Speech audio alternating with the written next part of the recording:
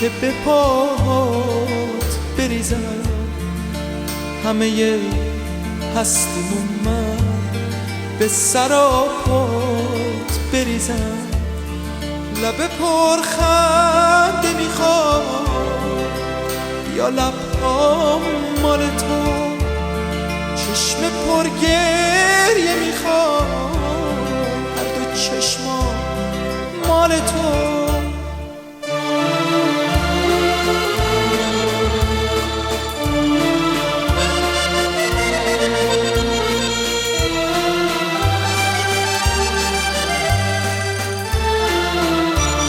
Il y a la qualité, puisqu'il y a un ministre, un général, un magistrat, un haut fonctionnaire du ministère de la Santé. Donc, je voulais vous dire que le mérite et dévouement français, je vais d'abord vous dire ce qu'est le mérite et dévouement français, parce que ici peu le savent.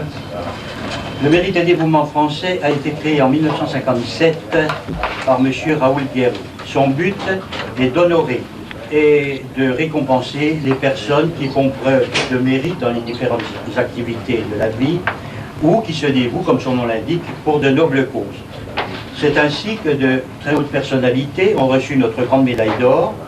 Je citerai essentiellement Madame la maréchale de Lattre de Tassigny, nous sommes entre militaires, le grand navigateur hélas disparu en mer Alain Collat, Louis le Prince Ringuet, qui est bien connu, l'un des pionniers de la télévision française, Pierre Sabag, l'ancien président du patronat français, Yvon Gattaz, l'abbé Pierre, que chacun connaît, le quintuple vainqueur du Tour de France, Bernard Hinault, le nageur en solitaire, Alain Daboville, Louis le Prince Ringuet, le grand professeur de cancérologie, Georges Maté, l'éminent professeur de cardiologie, Christian Cameron, qui a été le premier à pratiquer en France les transplantations cardiaques, le professeur Jean Bernard, l'un des plus grands champions du tennis français Jean Borotra, l'académicien et ancien ministre Alain Decaux, dans le domaine du cinéma Gérard Houry et Michel Morgan, dans le domaine de la chanson Charles Aznavour, le célèbre vulcanologue Haroun Taziev et bien d'autres encore qu'il serait trop long de citer ici. Aujourd'hui, le mérite et dévouement français honore le président Hassan Abbassi, que le mérite et dévouement français a estimé digne de sa décoration, puisque j'étais présent lorsque la commission des récompenses a décidé de lui attribuer notre médaille d'argent.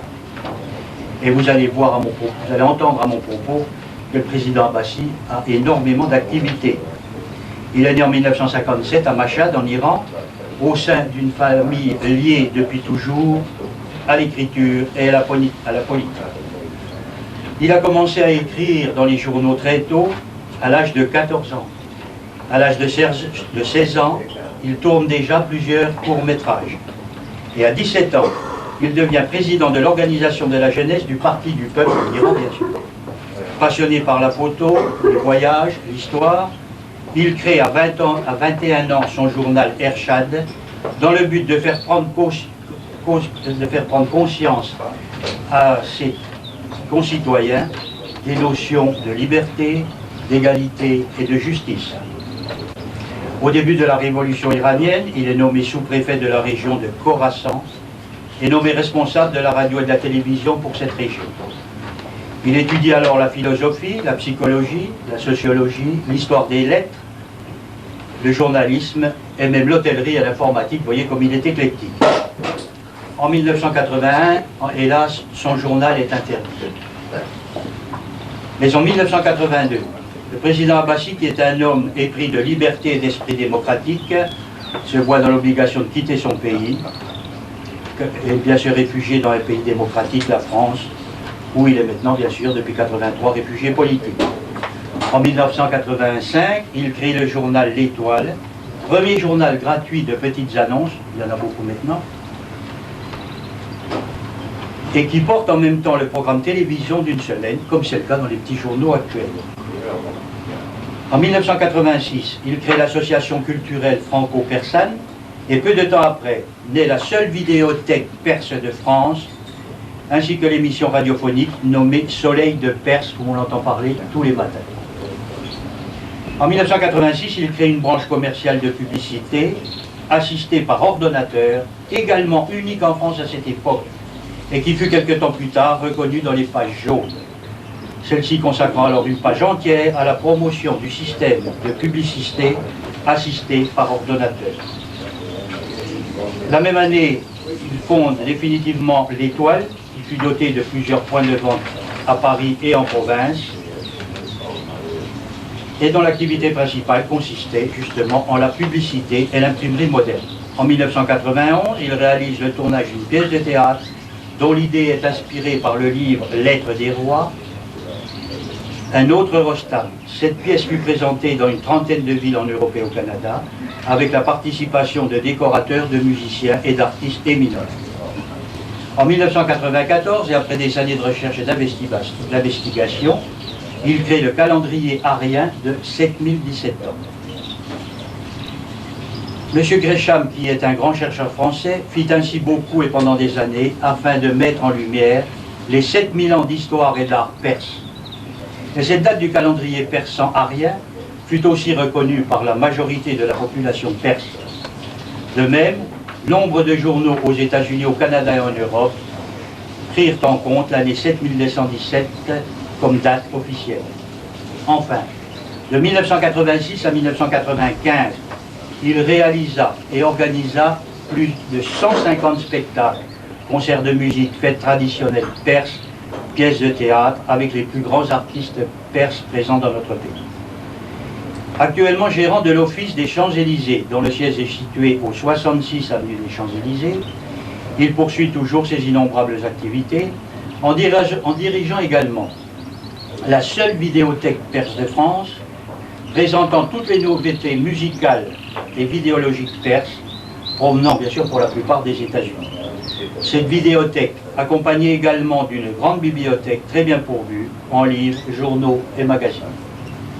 Il a jusqu'aujourd'hui écrit 11 ouvrages et plus de 500 articles, ainsi que plus de 5 pièces de théâtre et des centaines de sketchs.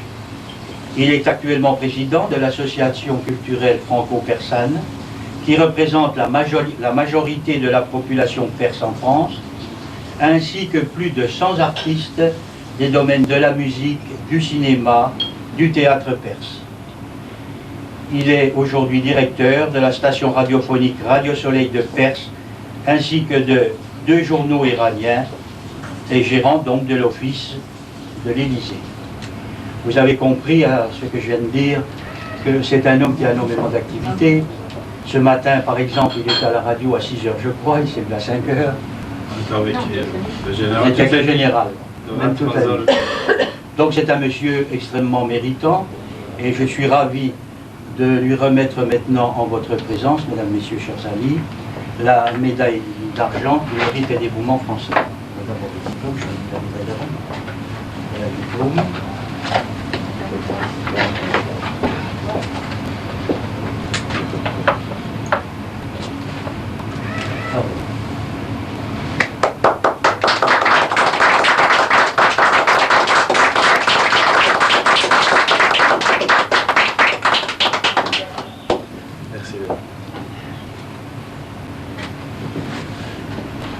Monsieur le Président Aria, je suis très honoré, je vous remercie beaucoup.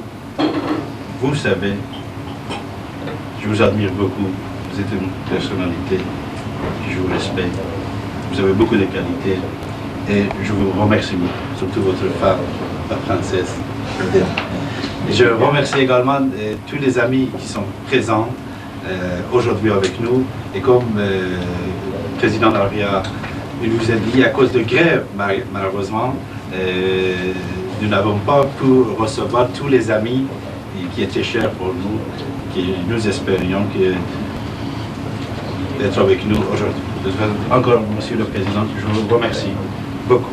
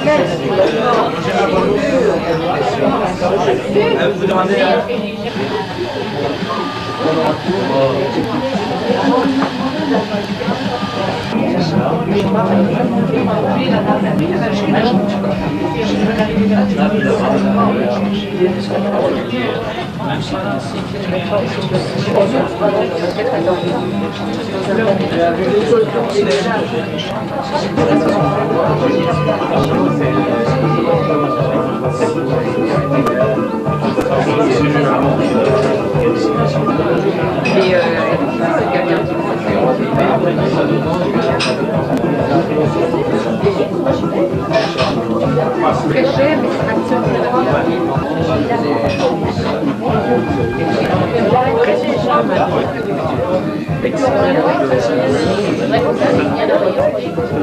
Le président Abbassi me demande de vous signaler, parce que moi j'y pensais pas, que cette petite fête amicale entre nous coïncide, c'est le hasard, avec l'anniversaire de Lydia d'Abrancourt, notre amie Lydia d'Abrancourt, et de ma femme, Odette. voilà, elle est du droit. Alors on leur souhaite un bon anniversaire. Bon anniversaire.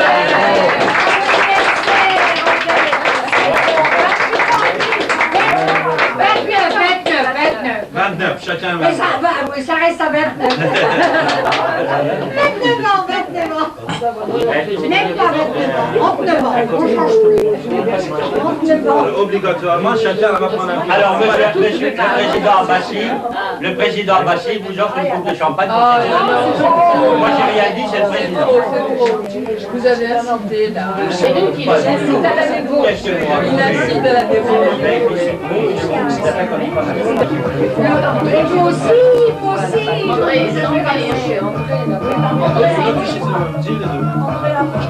Il est ça.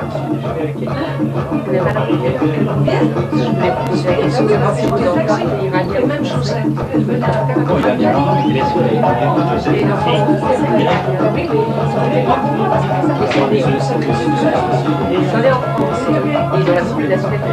Très bon moment d'amitié franco-iranienne, n'est-ce pas?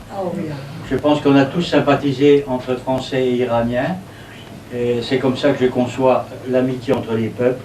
Et c'est à des occasions comme celle-là que nous pouvons sympathiser entre les gens de l'Iran et nous Français. Monsieur Abbassi vient de me dire, vous voyez, je n'ai pas menti en disant qu'il avait des occupations extraordinaires. Il vient de me dire qu'à 5h30, il a de nouveau une émission radio. Oh là là. Bon, alors je pense que d'ici 5 minutes, il va falloir que nous quittions le camp, c'est pas mon général, le camp. Voilà, alors Les meilleures choses en je pense qu'on peut remercier M. Abbassi et l'applaudir. oui, alors, merci beaucoup.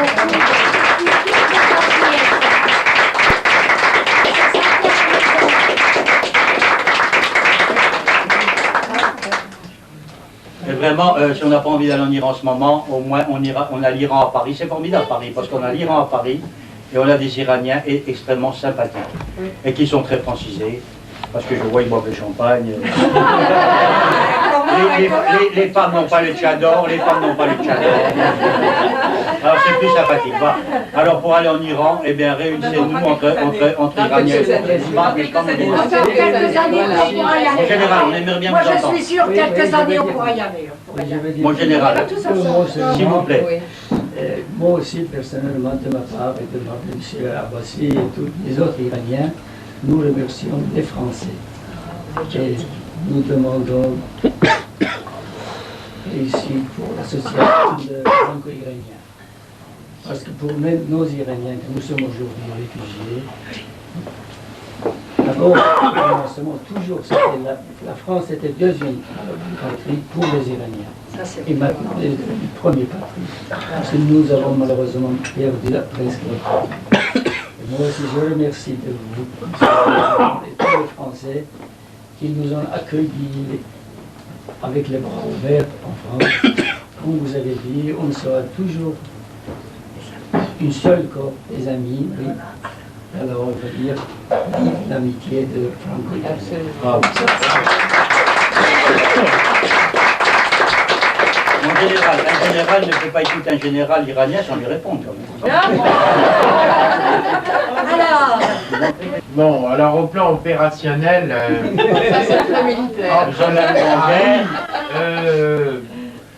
nous n'avons pas eu d'alliance militaire aussi loin que je recherche une mémoire historique. Si, en général, quand j'étais à l'école militaire, première année, On avait des conseillers français. Oui. Nous avions des instructeurs qui étaient français. Et Ah, il y a eu une colonel influence. Royer. Oui, oui. Son nom c'était colonel Oui. Royer.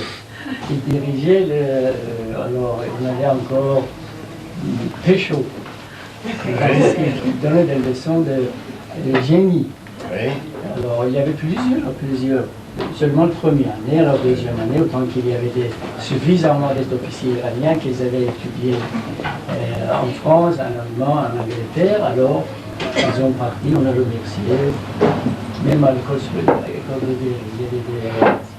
y avait un général français qu'il avait créé, qu'il a dit, on a dit qu'on c'était environ maintenant 50 ans, il y avait aussi. Ah, Et il y avait encore relation à l'époque de sa famille, à l'époque de Napoléon. Ils nous ont Ah oui, envoyé. oui. Et À malheureusement, l'époque. Napoléon. Mais écoutez, mon général, Alors, je souhaite. c'est un peu triste. C'est un peu triste qu'il n'a pas aidé, que nous avons perdu avec la guerre avec la Russie. Oui. Et le Karabakh, c'est mon nom avec 17. Oui. Cité, Mais écoutez, mon général, je souhaite qu'à l'école militaire, maintenant, on forme de bons généraux et de bons colonels et de bons commandants iraniens pour aller reconquérir votre pays et que nous, Français, on puisse y aller. Parce que là, on peut pas y aller. Non, non, on avait des relations Et surtout qu'il y a un général français qui s'appelle Paris. Ça, c'est un nom, hein. Paris, rien que ça, Paris. Il y avait Maître Alors là- Paris, il y avait les Paris, c'était des Alors- propriétaires terriens de Bagneux. Mon général, Oui, excusez-moi Les trois de- propriétaires. excusez-moi de dire, alors on avait des relations que nous Oui, avons oui. bien de dire. Donc vraiment des relations très amicales de l'époque de sa famille, 700 ans. Oui, oui, oui. C'est la famille. À l'époque de celui qui l'a construit, Bessin. Louis XIV. Oui, oui, À oui. l'époque de Louis XIV, Non, il y avait des relations des- amicales très, très toujours, c'était Vous savez, amical. les Français, on ignore souvent certaines choses. Moi, je vois que j'ai été président de l'Académie européenne des arts pour la France. Et à ce titre, par exemple, je cite un seul exemple, on ne va pas prolonger. Ma femme et moi avons été invités par l'association des écrivains bulgares. À l'époque où la Bulgarie était dans le giron du socialisme communiste et URSS. Et bien là-bas, nous avons fait des amitiés formidables. Moi, j'appartiens à un pays capitaliste, n'est-ce pas? Et quand je suis arrivé en Iran, le soir même, il y avait une table sous cette forme-là. Et il y avait le président des écrivains russes et le secrétaire général des écrivains russes.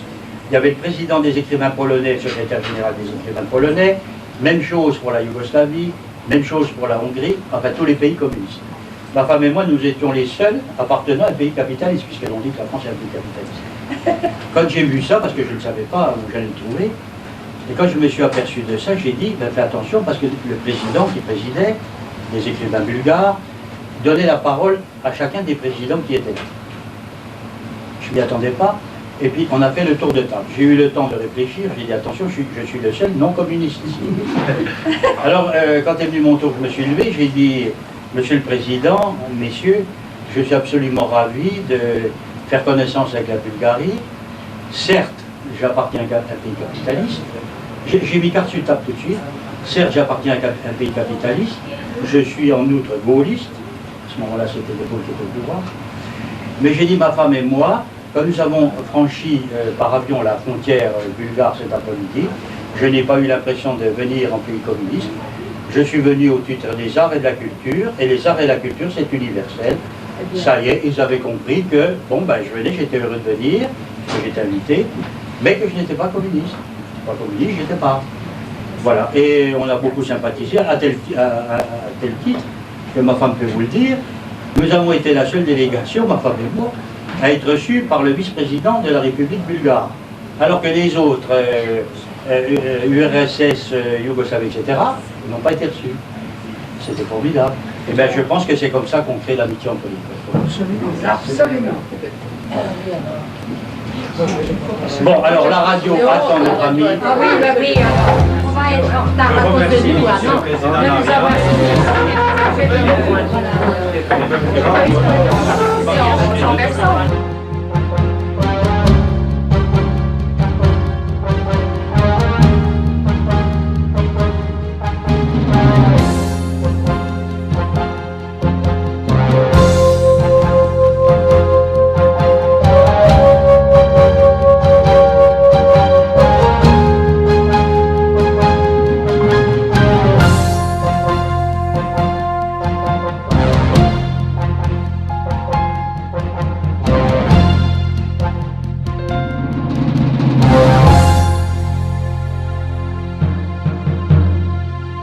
از نسل آفتاب، از شهد ماهتاب، از اوج قله های سرافراز. خورشید دور را در چار سوی سینه من جا میزند.